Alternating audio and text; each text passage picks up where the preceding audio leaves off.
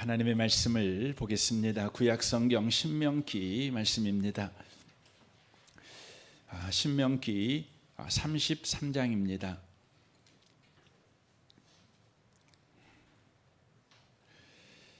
신명기 33장입니다. 316페이지에 있습니다. 1절 말씀부터 5절까지 말씀을 보겠습니다. 신명기 33장 1절부터 5절까지입니다. 같은 목소리로 기록된 말씀을 읽도록 하겠습니다. 하나님의 사람 모세가 죽기 전에 이스라엘 자손을 위하여 축복함이 이러하니라. 그가 일렀을 때 여호와께서 시내 산에서 오시고 세일산에서 일어나시고 바란상에서 비추시고 1만 성도 가운데 강림하셨고 그의 오른손에는 그들을 위해 번쩍이는 불이 있도다. 여호와께서 백성을 사랑하시나니 모든 성도가 그의 수중에 있으며 주의 발 아래에 앉아서 주의 말씀을 받는도다. 모세가 우리에게 율법을 명령하였으니 곧 야곱의 총회의 기업이로다. 여수륜의 왕이 있었으니 곧 백성의 수령이 모이고 이스라엘 모든 지파가 함께할 때로다. 아멘. 함께 예배하는 모든 분들 가운데 이 말씀에 축복이 함께 하시기를 주님의 이름으로 축원합니다. 오늘 본문 말씀은 모세가 이스라엘 백성들을 위하여 축복하는 내용이 이제 33장 전체에 기록되어져 있는데 그 서론 부분을 우리가 읽었습니다. 지금 모세가 이렇게 이스라엘 백성을 축복할 때에 33장 1절에 보면 하나님의 사람 모세가 죽기 전에 이렇게 되어 있습니다. 모세가 죽음을 앞두고 그가 한 일이 있는데 바로 이스라엘 자손을 위하여 축복하는 일을 했다, 이렇게 성경이 증언하고 있습니다. 모세의 죽음에 관하여 32장 48절 말씀부터 52절까지 기록이 되어져 있습니다. 48절 보면 이렇게 되어 있습니다. 바로 그날에 여호와께서 모세에게 말씀하여 이르시되 너는 여리고 맞은편 모압 땅에 있는 아바림 산에 올라가 느보 산에 이르러 내가 이스라엘 자손에게 기업으로 주는 가나안 땅을 바라보라. 네 형 아론이 호르산에서 죽어 그의 조상에게로 돌아간 것 같이 너도 올라가는 이 산에서 죽어 내 조상에게로 돌아가리니 라고 말합니다. 하나님께서 지금 모세에게 시한부 인생을 바로 선고하고 있는 것입니다. 이제 너는 느보산에 올라가서 죽는다는 것이죠.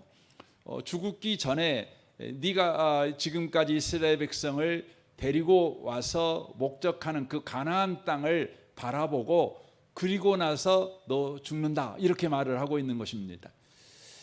지금도 느보산에 가면 느보산에 갈 수 있어요. 모세를 기념하는 예배당이 있죠.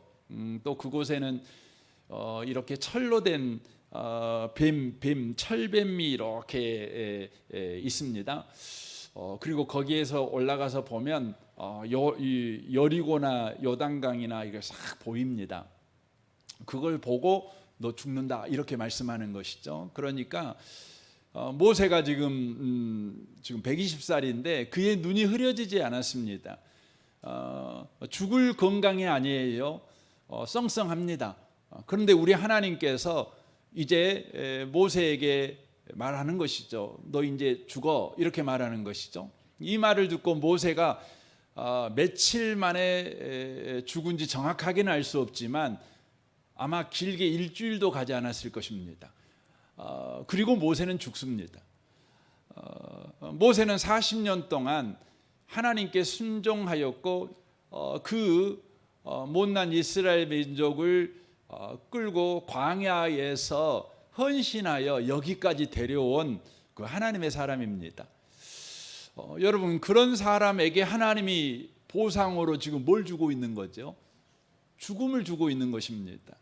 여러분, 모세 입장에서 얼마나 섭섭하겠습니까? 얼마나 또 억울하겠습니까? 내가 왜 죽어요? 이렇게 여러분 말을 할 때에 우리 가운데도 병원에 갔더니 당신 암이요 이렇게 말하면 그 뭐 3개월 시한부도 아니고 그냥 암이다고 이렇게 말만 들어도요 갑자기 억울함이 확 올라옵니다. 왜 내가 암 걸려야 되냐고, 내가 왜 죽을 병에 걸려야 되냐고. 사실 요즘은 암 걸린다고 그래서 죽을 병은 아니에요. 근데도 우리가 심리적으로 막 억울함이 막 몰려옵니다. 근데 가만히 생각해 갖고 당신이 진짜 그 억울합니까?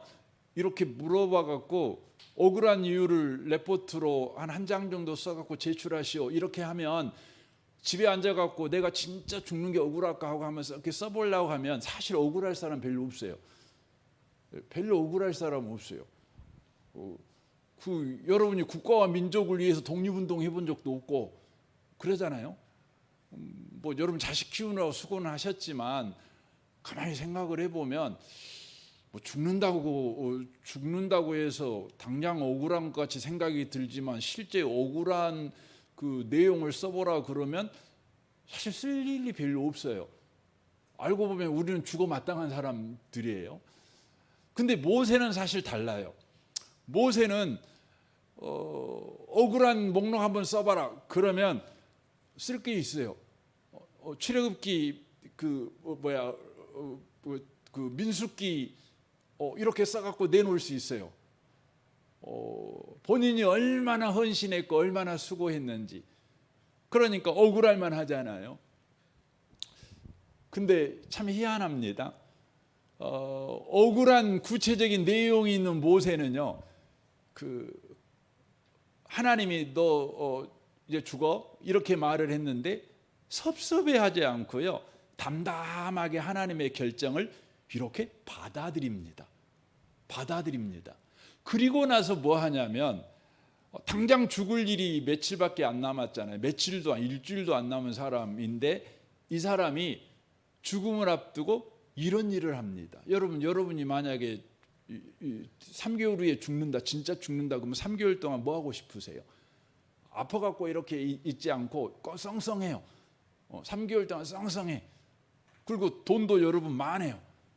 그러면 여러분 3개월 동안 뭐 하고 싶으세요? 아마 여러분 그런 분들 많이 있잖아요. 여행이나 한번 실컷 해보고 싶다. 예. 뭐 유럽 여행도 가고 싶고, 또 뭐 하고 싶은 여행 많잖아요. 또 먹고 싶은 거 마음껏 먹고 싶다. 뭐 한번 그 스포츠카 한번 몰고 동해안 한번 샥 다녀보고 싶다. 뭐 이런 분도 계실란가 모르겠어요.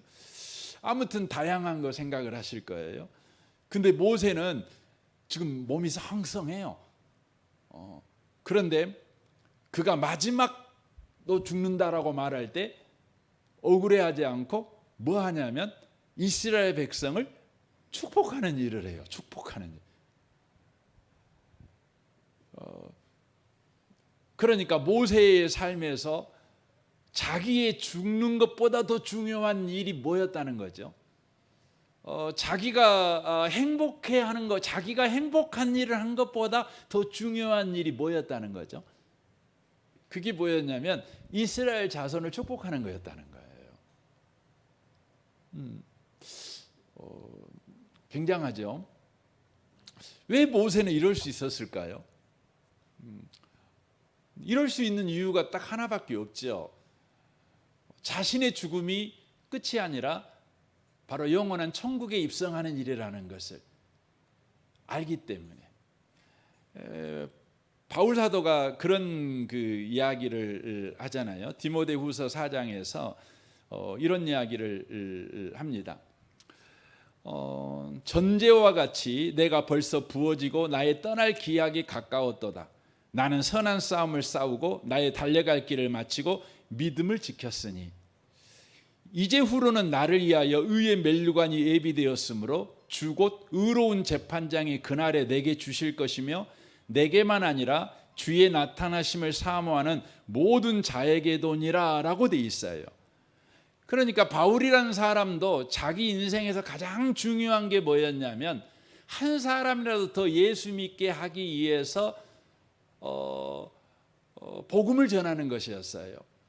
그러니까 감옥에 갇혔느냐, 배가 고프냐, 강도를 만났느냐, 억울한 일 당했느냐, 섭섭한 일 당했느냐, 바울에게는 이게 사실 중요한 게 아니었어요.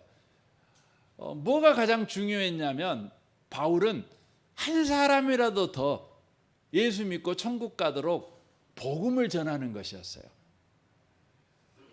왜 그렇게 할 수가 있었겠어요? 여러분, 저도 이제 목사지만 목사로서 이렇게 살다 보면 섭섭할 때 있잖아요. 그 섭섭이 언제 옵니까? 내가 수고한 만큼의 보상을 못 받는다는 생각이 들면 섭섭하잖아요. 그죠? 대접을 못 받는다. 그만한 대우를 못 받는다. 그만한 인정을 못 받는다. 그러면 섭섭이 막 생기죠. 저와 여러분에게 정말 필요한 것이 있다면 그것은 천국의 소망이 정말 우리에게 필요해요. 저와 여러분에게 천국의 영광의 바로 확신, 천국의 영광의 그것을 여러분과 제가 살아가면서 맛보고 사는 게 정말 필요해요. 정말 중요하죠. 그러니까 바울 사도는 얼마나 섭섭한 일 많고 억울한 일 많고 얼마나 참 생각해 보면 화가 나가지고 밤잠 못 잘 일이 한두 건이겠습니까? 그런데 그것에 시간을 두지 않아요. 그것에 마음을 두지 않아요. 본인이 감옥에 갇혔어요, 억울하게. 근데 그곳에서 뭐 해요? 복음 전해요, 이렇게 복음 전해.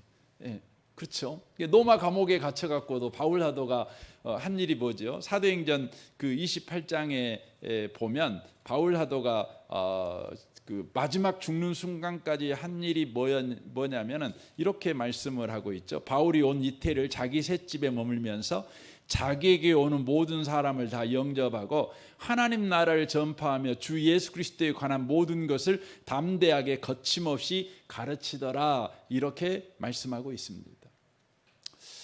요즘 여러분 섭섭하신 분 계시죠? 요즘 억울하신 분 계실 겁니다. 그래서 예수 믿는 사람들이 마땅히 해야 될 일을 하지 못하신 분 계셔요.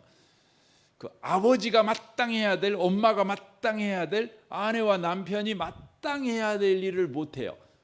우리는 섭섭하면 안 하거든요. 그렇죠? 파업해버려, 섭섭하면. 억울하면 다 파업해. 화가 나면 파업해. 왜 그래요? 그것은 하늘의 소망이 없어서 그래요. 우리는 이 땅에서 보상을 받는 일을 위해서 바로 어쩌면 우리가 신앙생활을 하고 있는지도 모르겠어요.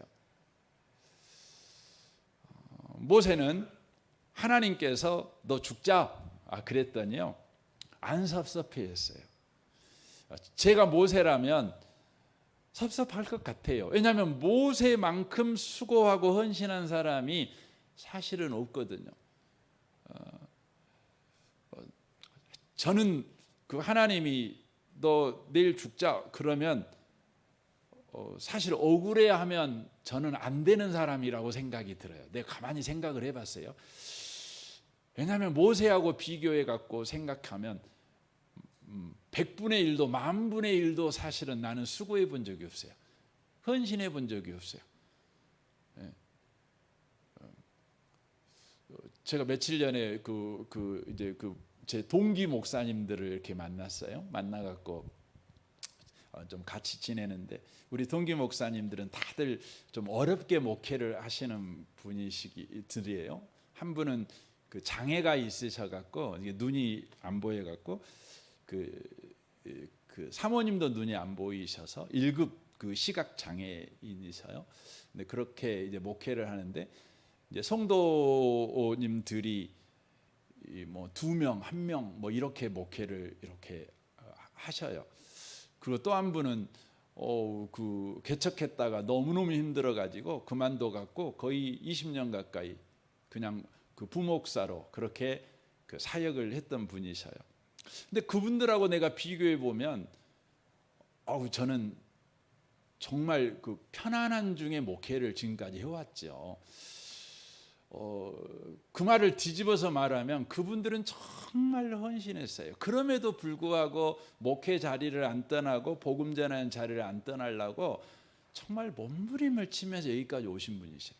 근데 저는 사실 그렇게까지는 안 했어요. 사실 생각해 보면. 그래서 하나님이 너 천국 가자 그러면 천국 가자 그러면 괜찮은데 죽자 그러면 또 그럴 것 같아요. 이 말을 바꿔서 뭐가 문제일까 생각해 보면 이 천국의 소망,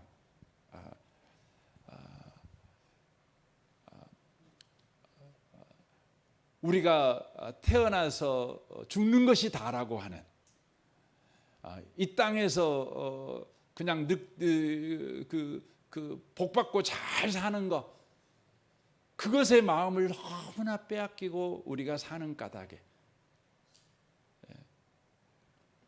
우리에게는 억울함이 있고, 그 무엇보다도 그 억울함과 섭섭함 때문에 그리스도인들이 마땅히 해야 될 것을 안 한다는 거예요. 파업해 분다는 거예요. 이 밤에 오신 여러분, 저와 여러분을 축복합니다. 천국의 소망 때문에요, 그리스도인이 해야 될 일에 대해서 파업하지 않는 분이 되시길 바랍니다. 여전히 하십시오. 여전히 하십시오. 여전히 그리스도인처럼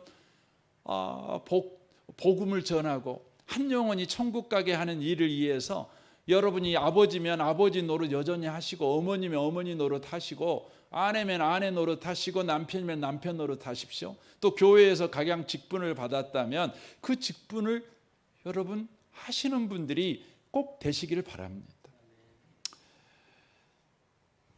성경에 보면 그 하나님의 사람들은 그랬던 것 같아요. 그러니까 삶에서 하나님과의 친밀한 교제를 계속해서 이제 경험해 갔던 사람들, 그러니까 인생 속에 하나님과의 그런 뜨거운 삶이 있었던 사람들은 그랬던 것 같아요. 오늘 모세가 했던 것처럼 똑같이 했던 먼저 된 조상이 있죠. 그 사람이 누굽니까? 야곱이죠. 야곱. 히브리서 11장 21절은 야곱이 죽을 때의 한 일을 이렇게 소개합니다. 믿음으로 야곱은 죽을 때에 요셉의 각 아들들에게 축복하고 그 지팡이 머리에 의지하여 경배하였으며 라고 말합니다. 야곱이 죽음을 앞두고 그가 일을 하죠. 여러분, 사람이 죽는 것만큼 큰 일이 어디가 있겠어요? 죽는 것만큼 억울하고, 죽는 것만큼 섭섭하고, 죽는 것만큼 분노가 일어나는 일이 세상에 어디가 있겠어요? 그런데 야곱은 그 죽음 앞에서 그가 믿음을 가진 자로서 마땅히 해야 될 일에 진력을 해요. 마지막 죽는 그 순간에 자기의 힘을요, 억울해하고 분노하고 섭섭해하는 일에 안 써요. 뭐 하는 일에 쓰냐면 축복하는 일에 써요. 축복하는 일. 그래서 창세기 49장 33절에 축복을 다 하고 나서 야곱이 어떻게 죽는지를 이렇게 소개해요. 야곱이 아들들에게 명하기를 마치고 축복을 다 했지요. 마치고 그 발을 침상에 모으고 숨을 거두니 그의 백성에게로 돌아갔더라라고 돼 있어요. 이게 축복하고 힘이 다 빠져갖고 그냥 죽었어요. 저와 여러분도요, 그 다른 힘 쓰다가 힘 빠져갖고 죽는 사람이 아니라 축복하는 일에 힘을 다 써갖고 힘이 지나여 여러분 천국 가는 분들이 됐으면 좋겠어요. 천국 가는 분.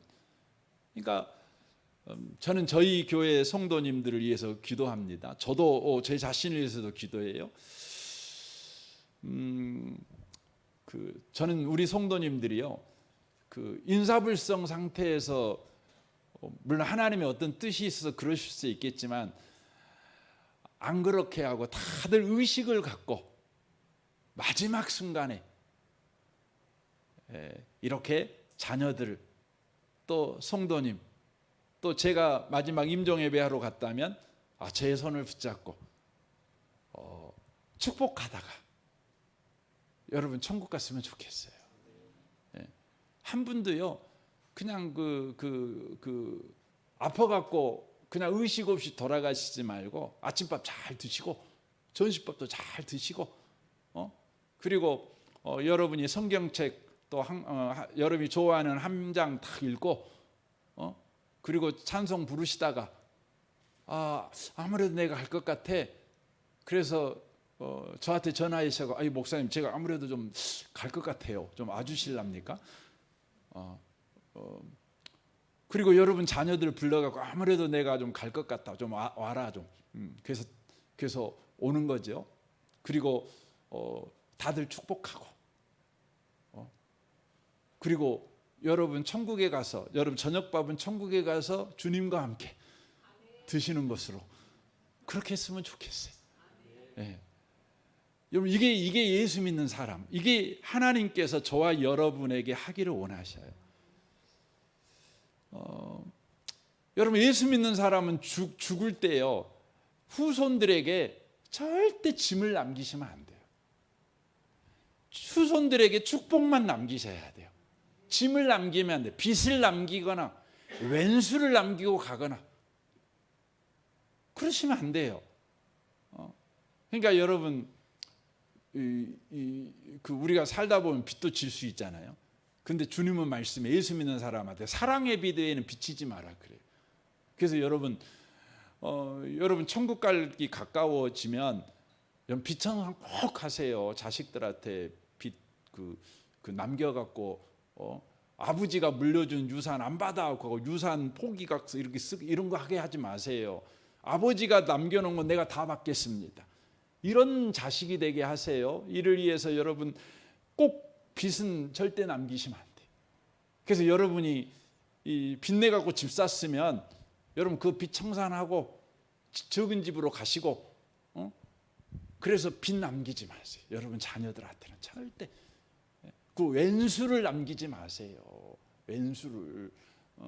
그래서 여러분 천국 가기 전까지는 다 화해하고 가세요. 화해하고 가세요. 그래서 여러분 자식들이요 우리 아버지하고 온수진 저 사람이네 이렇게 사람을 보지 않도록 오직 축복만 남기셔야 된다는 것입니다. 그럼 여러분 축복을 여러분 남긴다고 할 때 그 축복을 남긴다는 구체적인 내용이 뭘까요?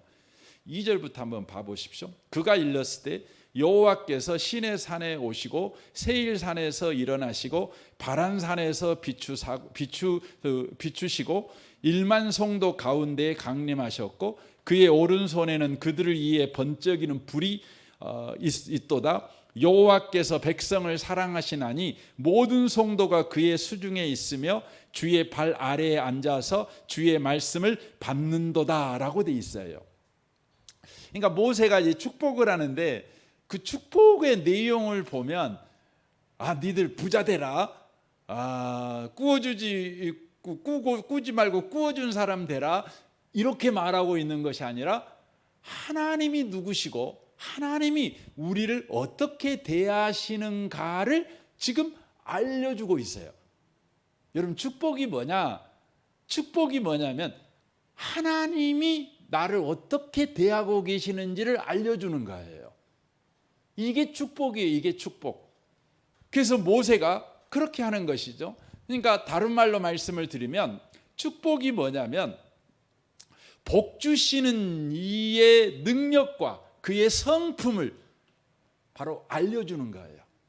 이게 바로 축복이라고 하는 것이죠. 그래서 성경에 나타나는 가장 대표적인 축복문이 뭡니까? 민수기 6장 23절부터죠. 한번 봐보세요. 민수기 6장 23절. 아론과 그의 아들들에게 말하여 이르기를 너희는 이스라엘 자손을 위하여 이렇게 축복하여 이르되. 그렇죠? 그러니까 아론과 그의 아들은 제사장인데 제사장들에게 하나님께서 축복권을 주고 있어요. 근데 이렇게 축복하라고 축복 내용을 가르쳐 주죠. 한번 들어보십시오. 24절. 여호와는 내게 복을 주시고 너를 지키시기를 원하며 여호와는 그의 얼굴을 내게 비추사 은혜 베푸시기를 원하며 여호와는 그 얼굴을 내게로 향하여 드사 평강 주시기를 원하노라 할지니라 라고 돼 있어요. 그들은 이같이 내 이름으로 이스라엘 자손에게 축복할지니 내가 그들에게 복을 주리라 라고 돼 있습니다. 우리는 축복이라고 하면 이렇게 하겠지요. 24절 한번 여러분 다시 한번 봐보세요. 이제 축복문, 우리가 생각하는 축복문으로 바꿔서 제가 한번 읽어볼게요. 여호와는 내게 복을 주실지어다. 그렇죠. 너를 지키실지어다. 이렇게 말해야 되죠. 이게 축복 그러면 찌어다 이렇게 막 하는 거죠. 근데 지금 뭘 하고 있냐면 여호와는 네게 복을 주시기를 원하시는 분이시다. 너를 지키시기를 원하시는 분이시다. 그러니까 하나님이 우리에 대하여 어떻게 대하기를 원하시는 분이신가를 가르쳐 주고 있는 거예요. 이게 뭐라고요? 이게 축복이라는 거예요. 이게 축복이라는 거죠. 여기에서 네 가지를 말씀하죠. 하나님은 우리에게 복 주시기를 원하시는 분. 두 번째, 하나님은 우리를 지키시기를 원하시는 분. 세 번째로, 하나님은 우리에게 은혜 베푸시기를 원하시는 분. 네 번째로, 하나님은 우리에게 평강 주시기를 원하시는 분. 이것을 바로 알려주는 것. 그게 뭐냐면 진짜 축복이라는 거예요. 진짜 축복이라는 거죠. 우리는 이제 축복을 할 때 복 받아라 이렇게 이야기하잖아요. 10억 부자 되어라 이렇게 말을 하죠. 근데 그것들은 헛된 복이죠. 그런 복들은 사실은 우리가 소위 이방인들이 말하는 주문 같은 거예요. 주문 같은 거예요. 마인드 컨트롤하는 거예요. 그것은 근거가 없는 거예요. 그런데요, 하나님께서 우리에게 하라고 하는 축복은 정확한 근거가 있죠. 누가 근거죠? 여호와께서. 여호와가 근거가 돼요. 여호와께서 복 주시기를 원하고, 여호와께서 지키시기를 원하고, 은혜 베푸시기를 원하고, 평강 주시기를 원한다. 하나님께서 우리를 어떻게 대하시는가, 하나님의 뜻과 의지, 그것을 우리로 알게 하시는 것, 그게 뭐냐면 축복이라는 거죠.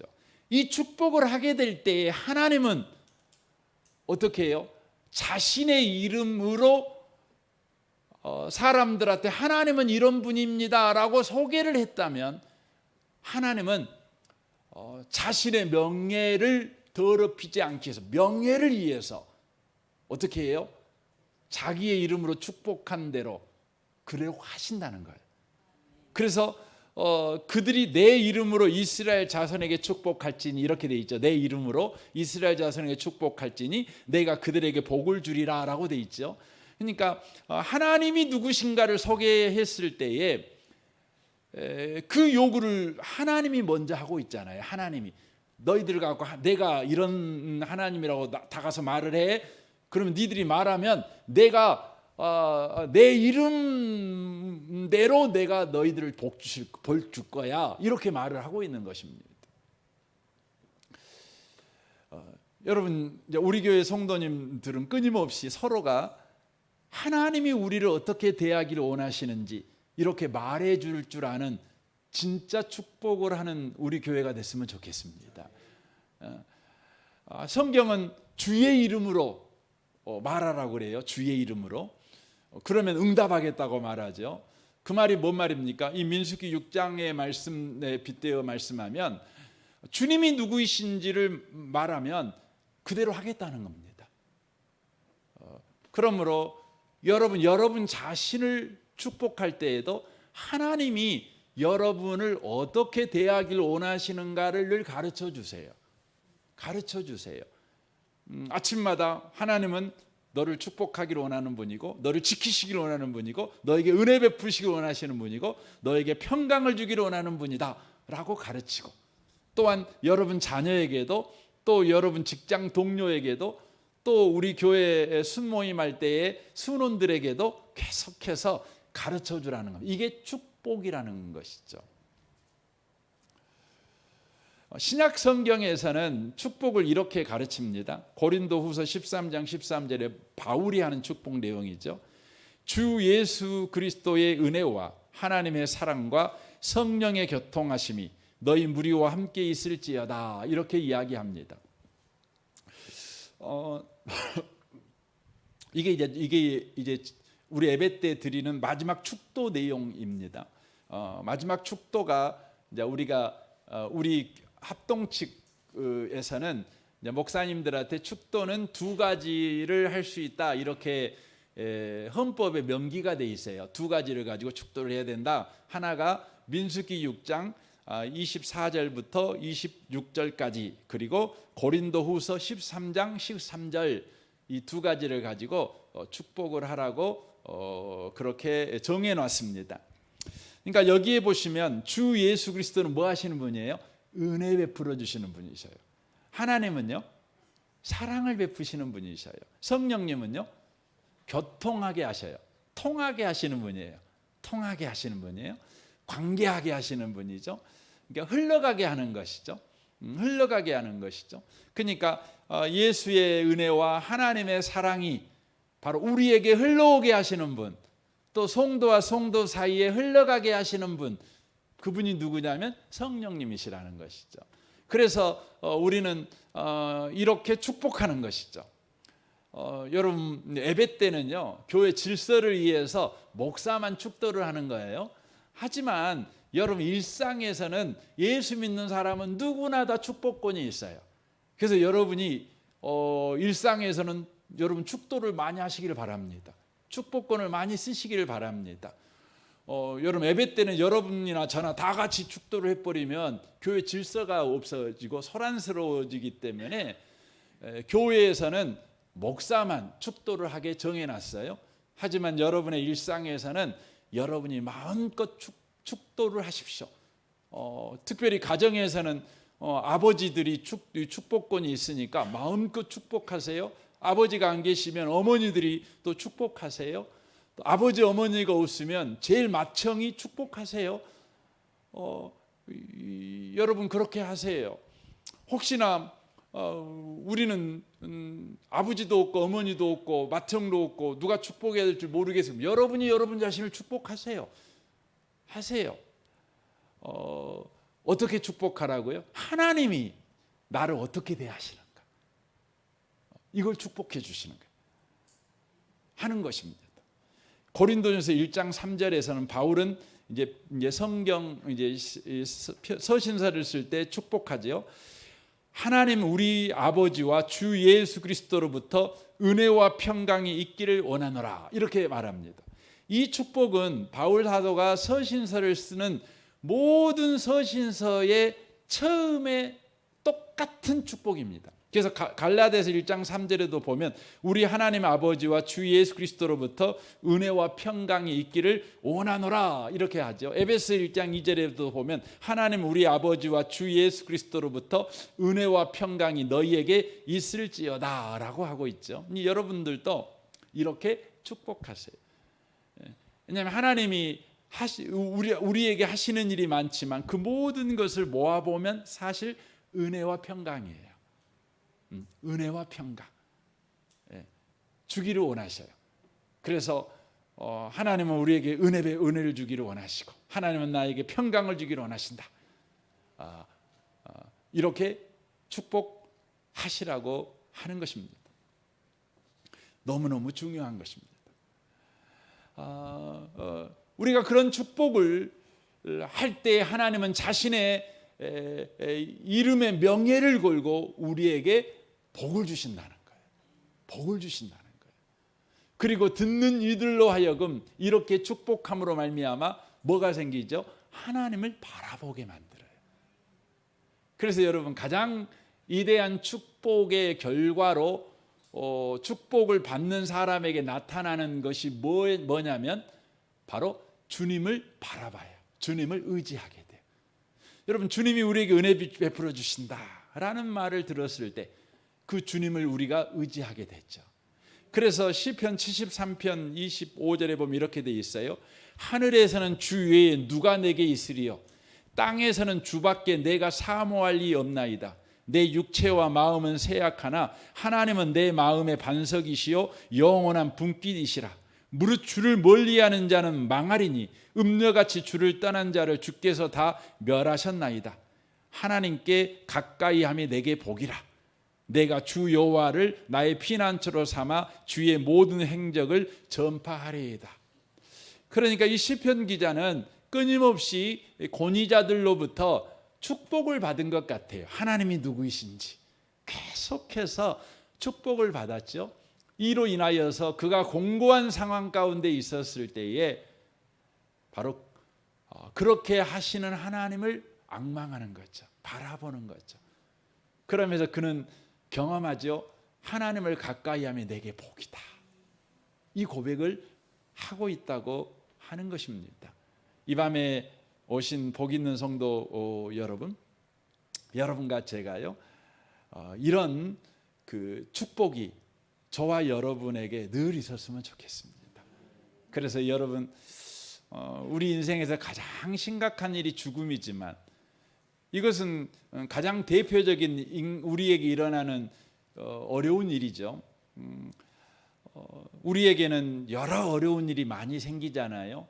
뭐 적게는 뭐 감기 걸린 일도 생길 수 있고, 또 뭐 여자분들 같은 경우는 아침에 일어났는데 오늘 중요한 모임이 있는데 얼굴이 부어가지고 화장이 잘 안 받아. 뭐 얼마나 화딱지 납니까? 남자들은요, 그냥 그럴 때 있어요. 기분에 저 같은 경우도 그날따라 넥타이가 잘 안 맺어. 참 그럴 때 있어요. 그 넥타이 찰 넥타이도 없고 이렇게 맞춰봐도 그렇고 저거 맞춰봐도 마음에 안 들고, 그 넥타이도 이렇게 저희가 이렇게 선이 있잖아요. 이렇게 잡아갖고 매는데 이게 여기 허리에 딱 맞춰 매져야 되는데 갑자기 더 길게 나온다든가 바빠 죽겠는데 그래요. 그러면 기분 상하고 그런다고요. 그럴 때 우리는요, 우리가 진짜 해야 될 일들을 놓쳐버릴 때가 항상 있어요. 사랑하는 성도 여러분, 우리는 어떤 경우에도요, 그리스도인으로서 마땅히 해야 될 일을 놓치지 않는 삶을 살아가셔야 돼요. 그 가장 중요한 일이 뭐냐면 축복하는 거예요. 축복하는 거예요. 축복하는 겁니다. 이 밤에 오신 여러분과 제가 그렇게 축복하는 삶을 살아가셔서 여러분 주변에 여러분 때문에 복받은 사람들이 많아지시기를 주님의 이름으로 축원합니다. 아멘. 우리 같이 이 시간 기도하겠습니다.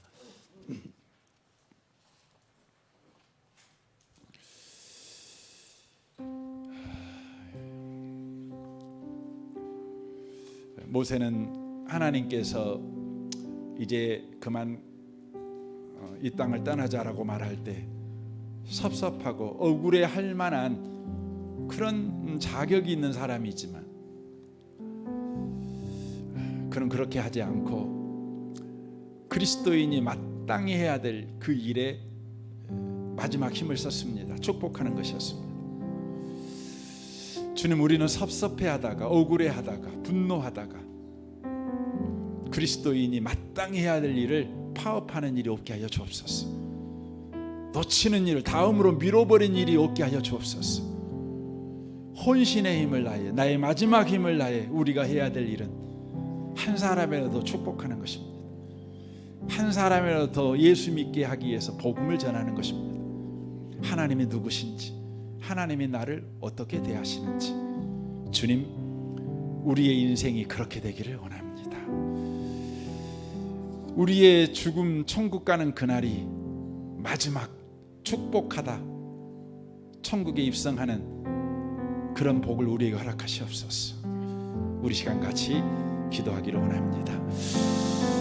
오 하나님 아버지, 감사합니다. 주님 감사합니다.